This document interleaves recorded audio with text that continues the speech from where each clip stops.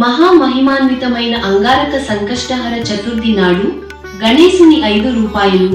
వీటిని ఎవరు చదువుతారో వారి జీవితంలో కష్టము అనేది దరిదాపులకు కూడా రాదు. 1. విఘ్నహర్త. గణేశుడు అవరోధాలను, కష్టాలను తొలగించే దేవుడు. అన్ని శ్రమలు, సంక్షోభాలు తొలగింపులో ఈ రూపానికి ప్రత్యేక సంబంధం ఉంది. 2. ప్రారంభ దేవత. ఏ కొత్త కార్యం మొదలుపెట్టినా ముందు పూజించాల్సిన దేవతగా గణేశుడిని పరిగణిస్తారు. పూజల ప్రారంభంలో ఈ రూపాన్ని పూజించి ఆశీస్సులు పొందుతారు. 3. బుద్ధి ప్రదాయకుడు. జ్ఞానం, బుద్ధి, వివేకాన్ని ప్రసాదించే దైవం. విద్యార్థులు మొదలు శాస్త్రవేత్తలు వరకు ఈయన పూజ చేస్తారు. 4. ఆరోగ్య మరియు సంపద ప్రసాదయకుడు. శారీరక ఆరోగ్యం, ధన సంపదలు కలిగించేందుకు గణేశుని ఆశీస్సులు తీసుకోవాలని లక్ష్మీదేవి మరియు పార్వతీదేవి వరములు ఇచ్చారు.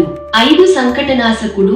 వేదాలు మరియు పురాణాలలో గణేశుడు సంకట అనగా సంక్షోభంలను క్షయింపచేసే దేవుడిగా పరమశివుడు వరాన్ని ప్రసాదించాడు. ఈ 5 దృష్టికోణాలు గణేశుని పూజ, ప్రసిద్ధి, ఆధ్యాత్మిక భావనలకు ప్రధానమైన మూల్యాలు. అవి భారత పురాణాల, స్తోత్రాల ద్వారా లోకాలలో విస్తృతంగా ప్రతిష్ఠించబడ్డాయి. ఈ 5 రూపాలను పూజించడం లేదా ధ్యానించడం ద్వారా భక్తులు ఆర్థిక, ఆధ్యాత్మిక విజయాలు పొందుతారు. మానసిక, శారీరక ఆరోగ్యం మెరుగవుతుంది. విద్య, జ్ఞాన వృద్ధి పొందుతారు. జీవితంలో ఎదురయ్యే అడ్డంకులు, సమస్యలను ధైర్యంగా ఎదుర్కొనే శక్తి లభిస్తుంది. శ్రేయస్సు, సంపద, సాధనలో పురోగతి సాధిస్తారు. సర్వేజన సుఖినోభవ.